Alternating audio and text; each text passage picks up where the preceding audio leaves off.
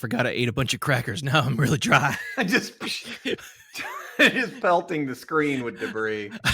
I ate a handful of fucking saltine crackers and 2 beef jerky sticks. So it's perfect for talking right now.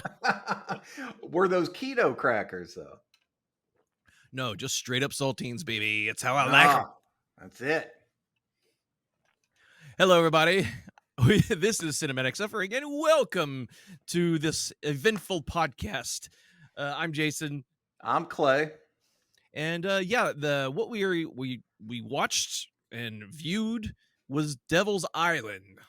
That's right. Yeah, Clay, can you tell us a little bit more about Devil's Island?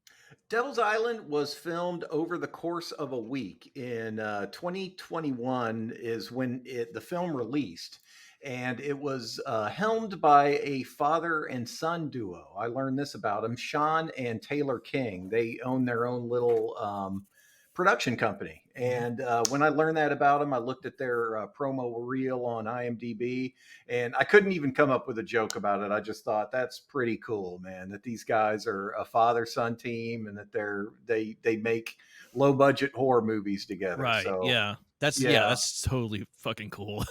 it really is. And Yeah. then the son, who is Taylor, he said that his dad is more grounded and he's the one that wants to do vampires and aliens and werewolves and Hell shit. yeah. So probably to mixed effects. I haven't seen any of their other features, but kudos to them for like keeping that creative energy within the family.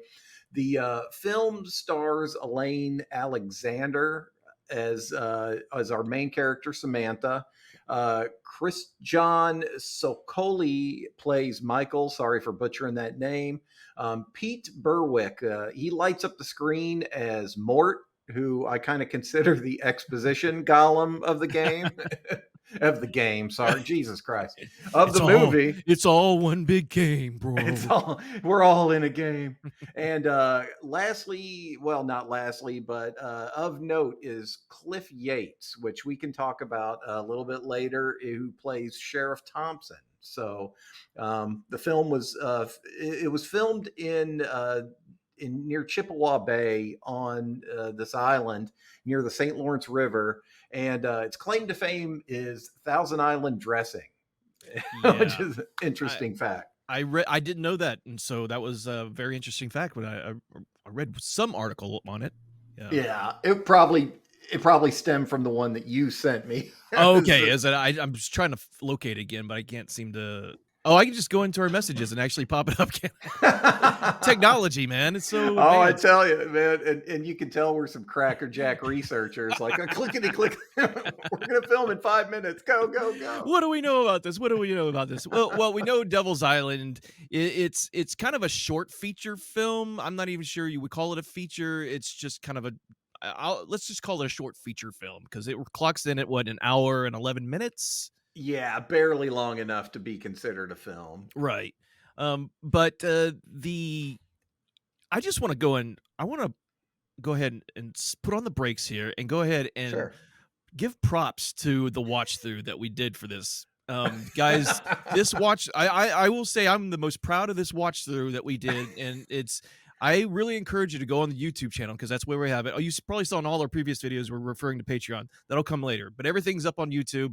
We're going to have the Devil's Island watch through on there. I highly encourage you to pull it up on Amazon Prime, sync it up. We've got a time code in there and everything, and you can hear us riff on this thing. And I will say I was physically, I was just laughing so much while we were doing it that, I had some ab pains, and I haven't experienced ab pains in a long time. Getting that core strength from the deep belly laugh. But basically, if you're a fan of Mystery Science Theater or Riff Tracks or any of these goofballs that like the Djibouti dubs, that's another. I'm a big fan of those dudes. This is right up your alley. We watched through this movie several times. And I was saying to Jason, like, it's going to be hard for me to give an honest critique of it because I've lived with the movie on repeat for the last week or so that we could write jokes. This is the first full movie commentary that we did that was partially scripted. We watched it. We wrote jokes so that we could get our timing down.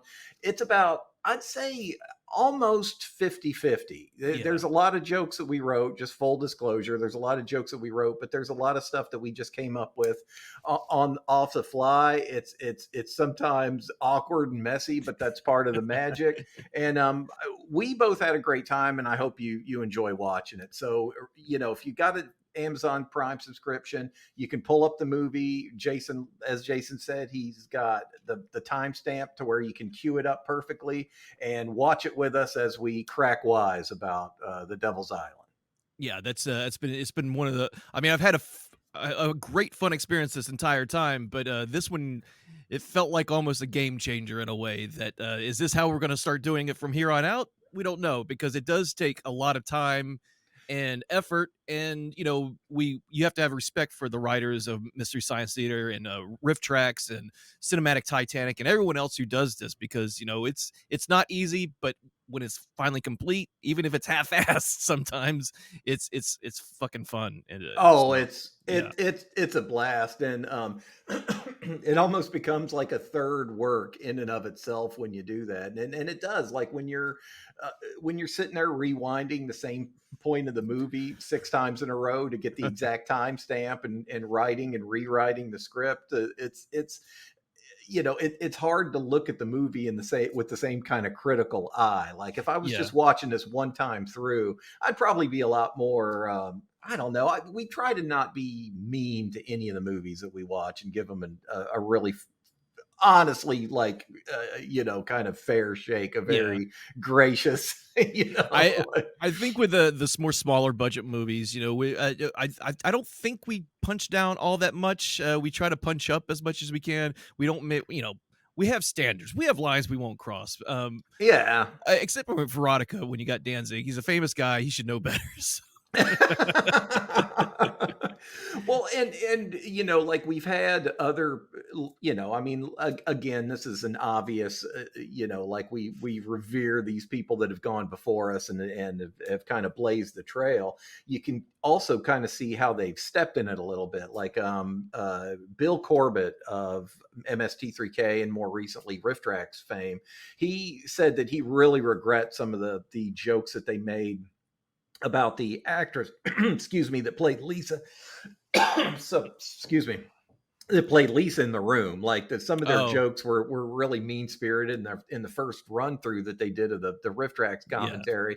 And he later became friends with her on Twitter, and he said that he had to tell her, like, I feel real bad about some of those jokes that we made because they were mean. Like they were funny, but they were mean. Yeah, I mean, you can go back and watch any of Mystery Science 3000's content and see, that, some of their jokes, maybe even back, in the early 90s to in the mid 90s, late 90s, that some of them can be considered probably risque even today. I mean, I always think of Space Mutiny, and Yeah. which is one of my favorite Mystery Science Theater 3000 episodes ever. And the jokes they made about poor Leia, the female antagonist, or not a protagonist in there, calling her grandma, daughter, and I mean, I know they weren't being mean spirited. I know they probably wouldn't do that today, but back then it was friggin' hilarious. You watch it now, it's like, oh, it's kind of mean to that lady, but Well, and it's like, and I know we're kind of going wildly off course, but it's our show, so we can do what we want. right. This isn't bits and chunks. Yeah, I mean, but it kind of brings up kind of an interesting conversation, like around, kind of how do you make something that's as irreverent as horror? At its core, it's meant to shock, titillate. How do you kind of keep that within the realm of quote unquote good taste Yeah, in this constantly changing world of kind of social concerns and, sure, and that sure. kind of thing? And it's kind of interesting to see it evolve. Like I watch a lot of YouTubers that are actively pushing against it. It's I kind of feel fortunate because in the horror realm, it doesn't impact us as much as it would like a mainstream Marvel movie, which I'm apathetic about whether it's Yeah, quote unquote woke or not. I don't yeah, give a shit. yeah. No, no, I'm full agreement with you, and you know, maybe we can continue that conversation on Absolutely. with a bits and chunks or something, because Yeah, yeah. that's definitely something we could devote a entire episode to. Oh, Um, without question. uh, but we kind of let off with this because we are very proud of what we did and what we, even if it's not perfect, it's that seed of something we're like, oh, that was really fun. So Well, it's so much fun to be such a big fan of Mystery Science Theater and riff tracks for so years. I like for so many years. I've told you I've given the riff tracks guys so much money yeah, over the me too. years. Like Yeah, just new movie $10. There's one out this week. There's yeah, one Mary Jo and Mary Jo like Pehl, yeah. yeah, like they're doing one this week. So we've been big fans of that. To be able to sit down and work on something and then kind of see it, it's like it actually kind of works. I mean, the haters are going to hate if they want, but I mean, Yeah. I think it was great. It was fun. So yeah, we should definitely check that out. Yeah, absolutely. So yeah, Devil's Island. Let's jump into this. I'm not even gonna say I'm not even gonna hate on it. I mean, you mentioned before we both spent a lot of time with this movie, Yeah. and you probably more than me.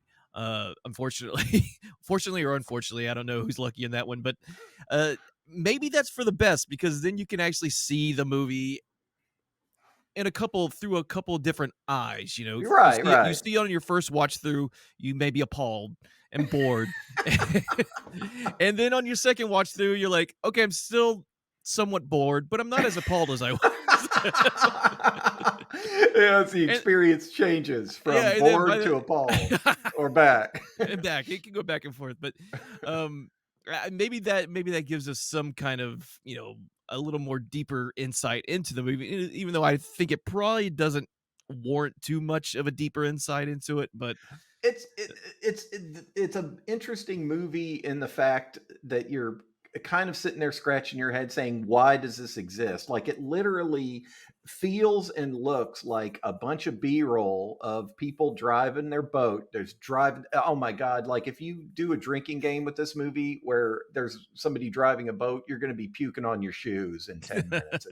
It's just constant B-roll. Look at this island. Isn't this pretty? Let's show this panoramic view of like I see the island, and it is pretty. It looks beautiful out there. But it feels like they went out to film a promotional video for Elm Tree Bay, and it's or Elm Tree Island, and yeah, it just spun wildly out of control and became this movie. Like we could make a movie about this. yeah. Let's just put these people in it, and hopefully they'll just do something, and we'll point, and they'll go there, and hopefully they'll do something. Point here, and she'll drive a boat here, and then over here. Yeah. Oh, as soon as they realized that what's her name, Elaine Alexander, I think is her Yeah. name. Yeah, the star of the film. As soon as they realized that she could drive a boat, man, they took advantage of that. Like you drive the hell out of that boat, Elaine, just back and forth and back and forth. Well, you remember the what is it? I think his name might be pronounced Christian. Maybe. Probably, I'm terrible at pronouncing those. Yeah, I see Chris Jan, so I'm assuming maybe it's pronounced Christian, who plays Michael in the movie. By the way, before we even go any farther, spoilers are ahead, guys. So if you for don't want to hear for spoilers, for what it's worth, the biggest spoilers are going to be that this film is baffling, doesn't seem to have a plot, and doesn't seem to go anywhere. Well, I mean, we're like, we could probably avoid doing a beat for beat of the whole movie, but well, okay, for instance, that's just one of the many just inexplicable things about this movie is Cliff Yates, who plays the sheriff.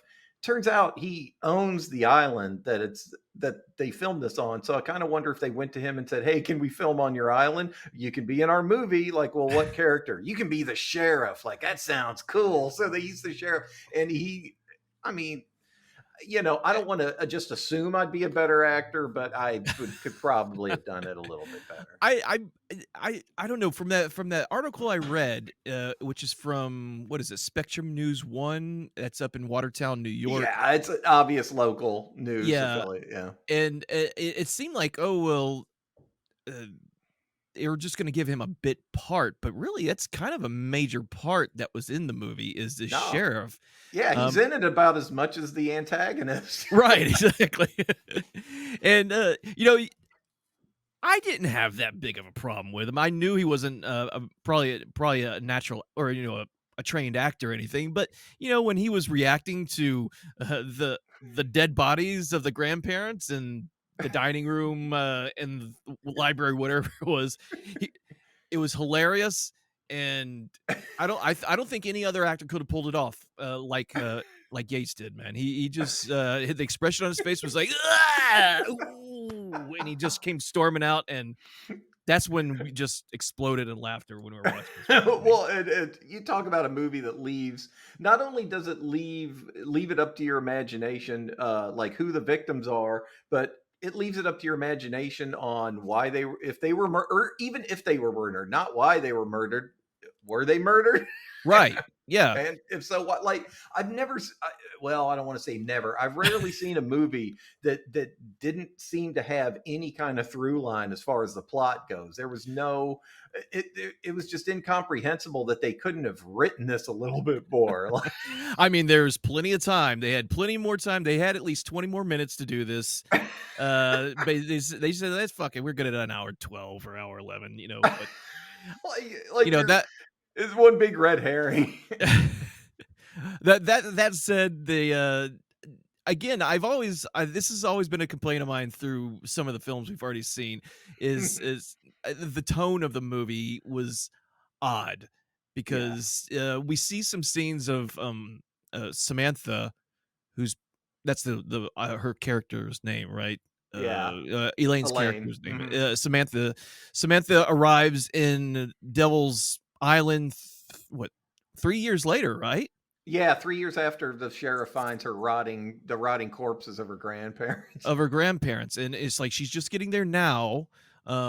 Supposedly she inherited the island for herself from her grandparents.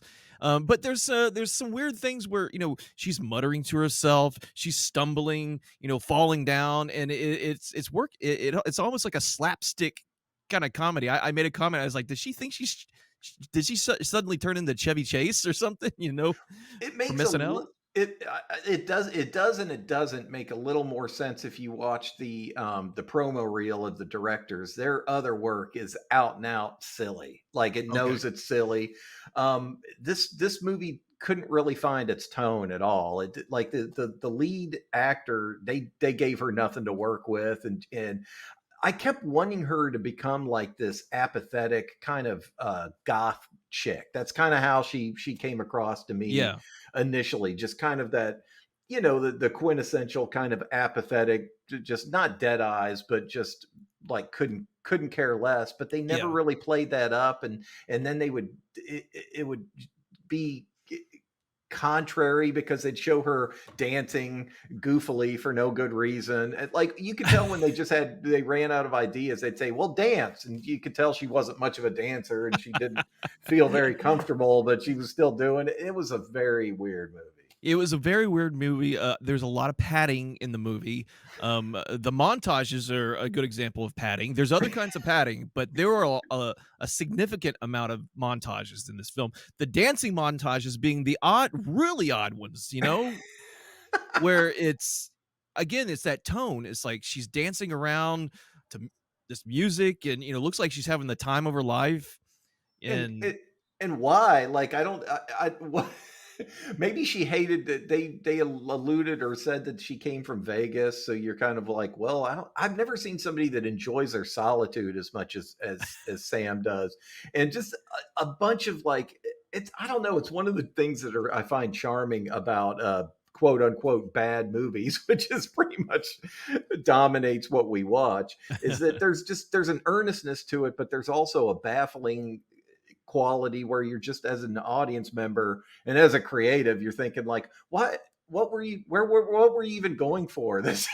Like, yeah, I think I don't know. I can't pinpoint it. I think maybe sometimes filmmakers will the movie's so low budget, they only have a limited amount of time. They've got this script, what script they have, and they're just, oh, we allotted more time to do this, but unfortunately we don't have the time to do it, so let's take some shortcuts. They may take some visual shortcuts. They may pad the movie with extended scenes of boat traveling. There may be a fuck it kind of purpose to it, saying, ah, fuck it's good enough, which I know Yeah. some directors do have. I don't know about these guys, but I'm just throwing those theories out there because I know it happens.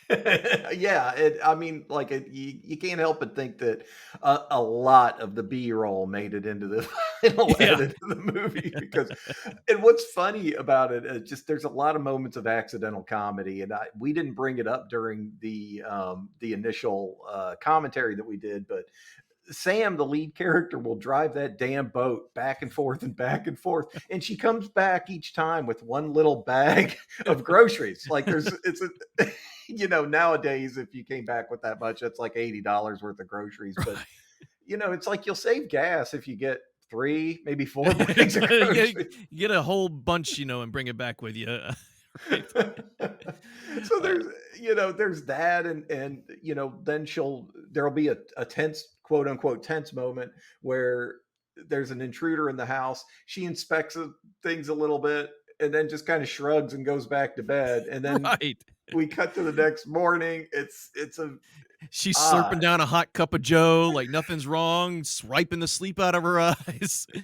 I Wait, wonder if did I they see a robed figure in my house yet last night? Ah, it's okay. did I see a member of Batushka walking around my house last night? It just was nonsensical. We don't get we don't get why she was even there 3 years later.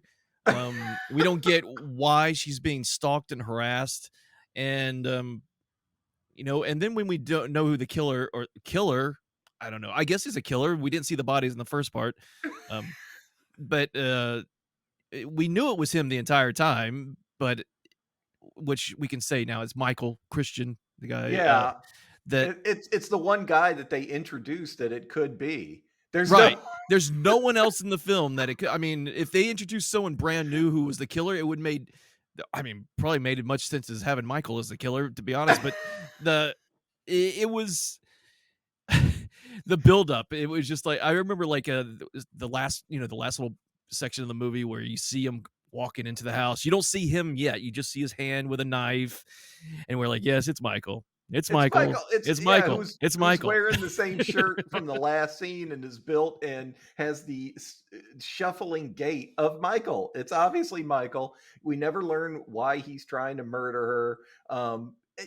And what's odd about it is in the middle of all this inexplicable movie, there's moments where you're like, yeah, these guys are pretty decent cinematographers. Like they frame certain shots Yeah. pretty well. Yeah. They sure shot they could take all the unused. I don't know that there is any unused footage. I think they used every nanosecond of it to make their 105-minute epic. But like they could edit all that together and come up with a really cool like sizzle reel to get a tourist to come out to Right. To Thousand to, Islands, man. For I, sure. I'd vacation there. I'd vacation there even if the robed kill it. Like that's another thing. There's like a wolf cult, but I don't even. It's kind of. I didn't even know what was going on with that. It felt like a total non sequitur from the film that I was just because she finds this necklace with a wolf pendant, and what does she even do? She finds it, puts it on, and then eventually just throws it out in the water for some reason. A lot of things just there's no why or how or no Yeah, through lines to anything. yeah, which again made it a great movie to riff on because there's these long moments of padding that allow us to insert jokes into it. So it's a very generous movie in that way. Like let's Yeah. I this has been a low rent conspiracy theory that I've had since I've seen Birdemic. Like when I saw Birdemic, I said I was convinced. I'm still not unconvinced that James Wen like made that movie in collaboration with the Riff Tracks crew because the timing is too perfect. Right. There's just Yeah. these like their jokes are bookended perfectly. Yeah. There's no way that it seems too perfect to not be intentional. You're right. Yeah, that's the James Wynn's self-awareness uh, of what he was creating. It's kind of like the director for Troll 2, Yeah. and that he was very upset that people were laughing at his film and thought it was bad, and for a while there it looked like he was going to accept it, but then he's like, oh, no, no, no, I can't take it anymore. I made a good movie. You And people are just mean. All of you people. All that's you what we're people. looking for, and I don't think these directors. I think these directors are self-aware enough that they know exactly what they're doing, but they're just doing what they want to do, and they're doing what they love, and you can't fault them for that. I mean, you can fault them for weird pacing and no plot and and a villain that you knew who it was from the beginning, but it's just inexplicable. What a weird movie Devil's Island is. I know, and it's really strange that I enjoyed myself. Maybe, again, like we're we're too close to it now. We kind of like Yeah. become oddly kind of become like these weird sort of fans of this movie that Yeah, I that think we know doesn't work as a movie. right, yeah, I mean, yeah, dude, yeah, there's absolutely no hate for this at all. I I mean, loved it.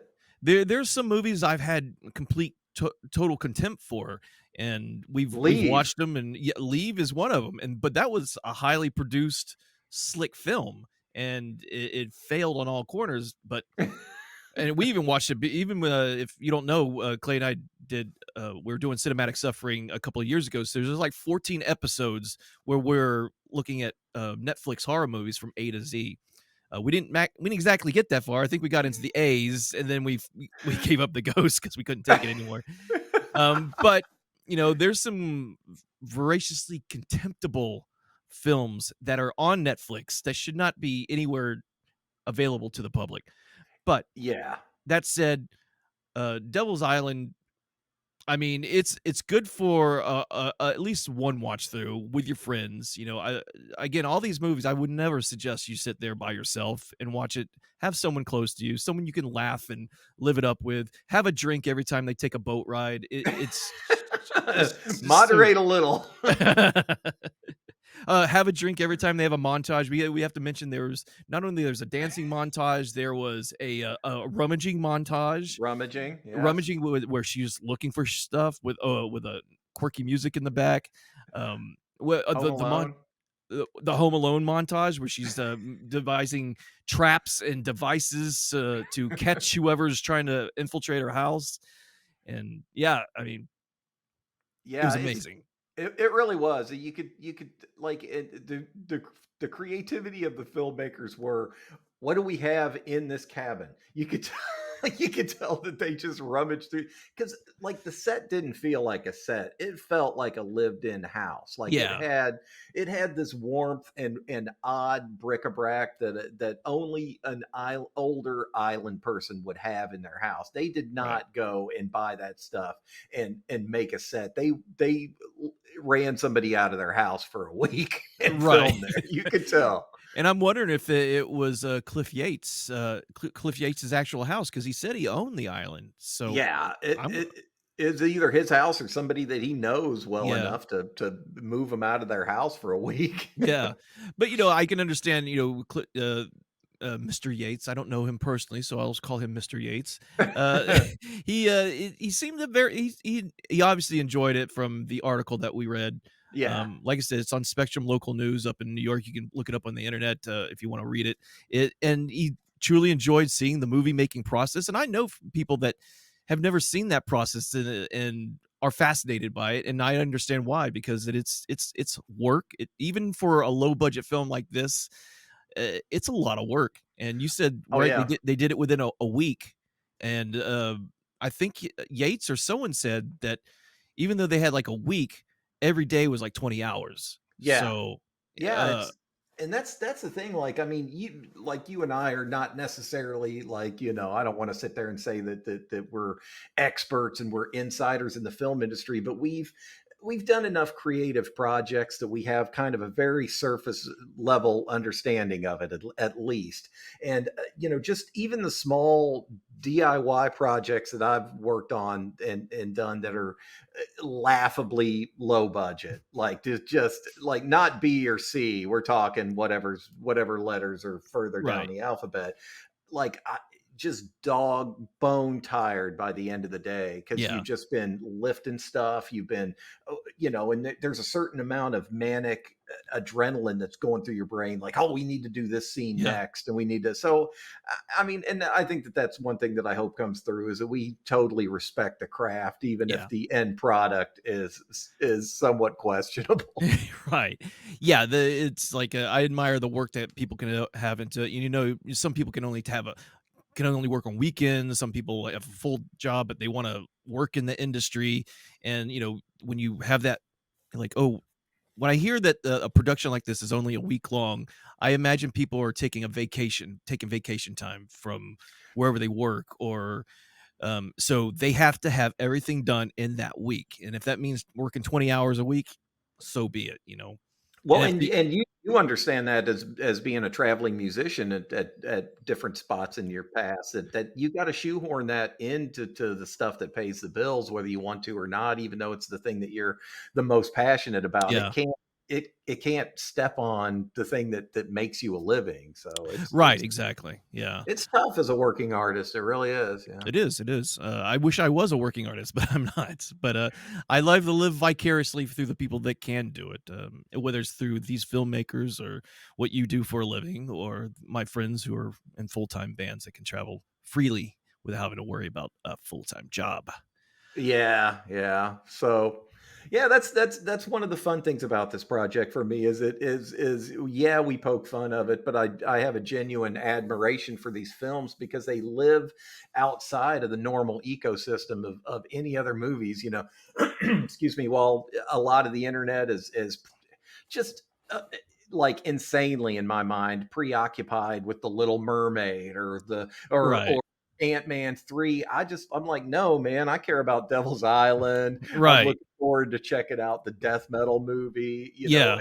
and I still think back to Veronica and stuff like that. Those are the films that I care more about, or the the ones that live on the seedy, mossy underbelly of the film industry. I know. I love it. I live for it, and that's what gives us this thing that we're doing so much pleasure to do, is that we're Yeah, both doing something that we love, and Devil's Island may not be the most perfect movie in the world, but god damn it, far from it. it was endearing to us, and Yeah, we had a good time riffing on it. And if the filmmakers ever watch this, which I doubt they ever will, but they uh, might, they might, just know that if you watch the riff, take it with a grain of salt. We're not punching down at anybody, but we're having Well, fun. it was definitely done with affection for the Yeah, work, and like any other kind of commentary, like what we do wouldn't be possible without the work itself. So yeah, hopefully they see it as kind of an odd form of flattery. I would love it yeah, if they watched the riff. That would make my day yeah, knowing that they saw it. absolutely. All right, you put the word out, everyone. All 40 of our subscribers here on YouTube, make sure the directors of this film know we're looking for them to look at our stuff, please. Please, somebody notice us. Please, senpai. Just want a little bit of attention. Well, okay, I think we went over a lot of stuff here in Devil's Island. I try to look up more facts and things about the movie, but there's not a lot out there. Um, It's thin. There's not a whole lot online about it. yeah, I was trying to find maybe someone had a sit down or interview with the directors on it or something, but there's not, at least from what I could find, there's nothing on it that I could find. We'll be the Uh, first. We'll be yeah, breaking yeah. ground. uh, so Clay, I guess that's about it. Do we have Yeah. anything else we need to add to this? No, just check out the channel, y'all. If you like horror movies and horror video games, that's our shtick here. And like we mentioned before, we're doing a lot more comedic commentary for the movies, and whatever other creative ideas pop into our head, we're probably going to implement them. So we'd love to have you all along for the ride, and we appreciate every like and comment and word of encouragement and other. Who cares? Like, bring it on. We Absolutely. appreciate it. Yeah, and if you made it this far in the YouTube video, I should have put it up at the beginning, but don't forget to hit that like button. It always helps out with the algorithm, whatever the algorithm gods deem, and subscribe, ding the little bell thingy. If you're listening to this on your podcast platform, make sure you leave us a review of some kind. But I think that's about it. Yep. Devil's Island, you were a treat. First for us, what a delight to get through. Yes. Yes. We look forward to many more. Many more coming up. I don't know what we have coming up soon, but when it's released, you guys will find out when it's released. So until next time, thanks everyone. Have a Peace. have a good night. Or Later.